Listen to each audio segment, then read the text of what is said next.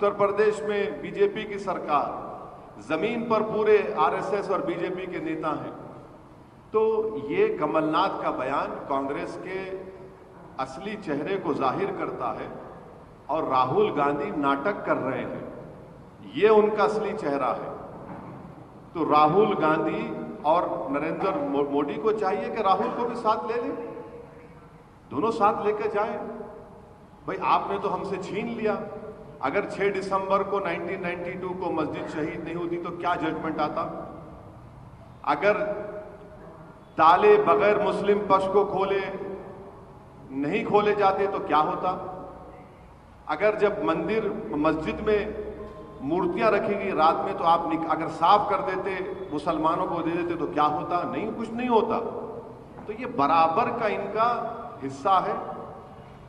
ये जो पूरी पिक्चर है बाबरी मस्जिद की, इसमें दोनों का बराबर रोल है, बीजेपी का, आरएसएस का और कांग्रेस का। इसीलिए मैंने हमेशा कह रहा हूं, एक किताब का हवाला दिया था कि कांग्रेस आरएसएस की मां है। तो ये बताना था आप लोगों को, और इससे अच्छा है, ये साफ हो रहा है कि ये सब चीजें देखने में आ रही। और जो लोग हम पे उंगली उठाते हम उनसे पूछना चाह रहे, बोलो अब कमलनाथ जो बोल रहा है वो सच्चाई है? वो अब कमलनाथ के बयान पर ये कांग्रेस के लोग क्या बोलेंगे? राहुल गांधी जो बड़ा बड़ा आस्तीन उठाकर भारत जोड़ो बोलते, क्यों झूठ बोलते तुम? 1986 में आपके वालिद प्रधानमंत्री थे, 92 में आपकी पार्टी सरकार में थी, 48-49 में आपकी पार्टी देश में और उत्तर प्रदेश में सरकार में थी, बूटा सिंह आपका मंत्री था। तो ये बात सामने आई और मैं उम्मीद करता हूं कि देश की जनता ये देख रही होगी जो कमलनाथ ने कहा है। मुझे यकीन है कि तेलंगाना की आवाम, राजस्थान की आवाम, मध्य प्रदेश की आवाम, छत्तीसगढ़ की आवाम, जो भारत की असल रूह है, वो रूह क्या है, उसका सोल क्या है, उसका लिबर्टी है, जस्टिस है, इक्वालिटी और सेकुलरिज्म है। पॉलिटिकल सेकुलरिज्म नहीं। जो सेकुलरिज्म बाबा साहब अम्बेडकर ने सोचा था और संविधान में लिखा, उसको बाद में इनकॉर्पोरेट अलग हुआ। तो हमको यकीन है, और अगर किसी में अगर गीरत होगी तो वो एहतियात करेंगे कांग्रेस पार्टी से। जो हमको उंगली उठा रहे, देख लो कमलनाथ ने जो बयान दिया है वो आप तमाम के लिए काफी है।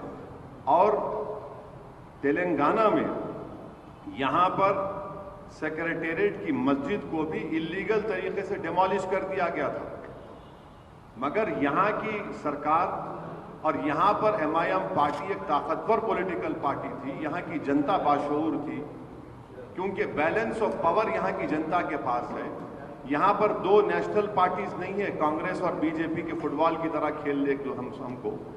तो इसीलिए कि केसीआर ने इसकी जिम्मेदारी को समझा और दोबारा सेक्रेटेरिएट की मस्जिद बनी। मगर यही कांग्रेस पार्टी ने 1992 में कहा था कि हम बाबरी मस्जिद बनाएंगे, इनके सीडब्ल्यूसी में कहा था, सब झूठ था वो। ये कांग्रेस पार्टी का असली चेहरा है। और कांग्रेस पार्टी का चेहरा आपको देखना है तो नेल्ली मैसेकर देखो आप, आसाम में 10,000 लोग मारे गए। इनका चेहरा देखना है आपको तो आप हाशिमपुरा देखो, मलियाना देखो।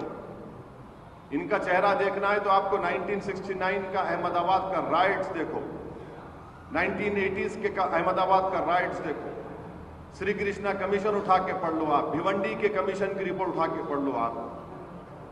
तो ये कांग्रेस पार्टी का बराबर मैं कह रहा हूं, कोई फर्क नहीं है कांग्रेस पार्टी में और बीजेपी के हिंदुत्व एजेंडे में।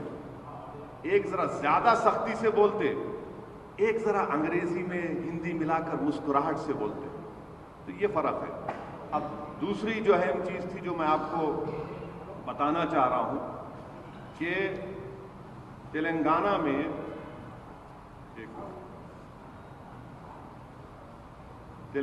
में पिछले 9 साढ़े 9 साल से स्टेट बनने के बाद यहां पर टीआरएस या बीआरएस की सरकार है।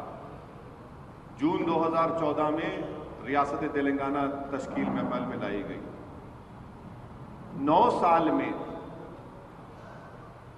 कर्फ्यू तेलंगाना में भैंसा टाउन में 2020 में एक बार लगा और वो भी नाइट कर्फ्यू था 2021 में, और कोविड के दौरान कर्फ्यू था। जब कांग्रेस पार्टी तेलंगाना में इख्तिदार में थी 1990 से, 90 में भी इख्तिदार मिला उनको, फिर राजशेखर रेड्डी 2004 में 90 में चिन्नारेड्डी साहब बने थे, फिर एन जनार्दन रेड्डी साहब थे, बीच में तेलुगु देशम आई, फिर 2009 में ग्रेट राजशेखर रेड्डी ने 2004 में कांग्रेस को दोबारा लेकर आए थे। तो आप 1990 से 2012 तक आप देखेंगे 11 कर्फ्यू नाफिज हुए थे हैदराबाद में, पूरे तेलंगाना में 10 हैदराबाद में थे। और कितने दिन का कर्फ्यू था? 113 दिन का। 1990 से 2012 तक 113 दिन का कर्फ्यू हैदराबाद में था, और 2014 से 2023 नवंबर की तारीख, आज की तारीख। नमस्कार, मैं हूं मानक गुप्ता। अगर आपको हमारा ये वीडियो पसंद आया हो तो इसे लाइक और शेयर जरूर करें, और हां, हमें सब्सक्राइब और फॉलो करना ना भूलें ताकि आप देश और दुनिया की कोई खबर मिस ना करें। तो जुड़े रहिए हमारे साथ और देखते रहिए News 24।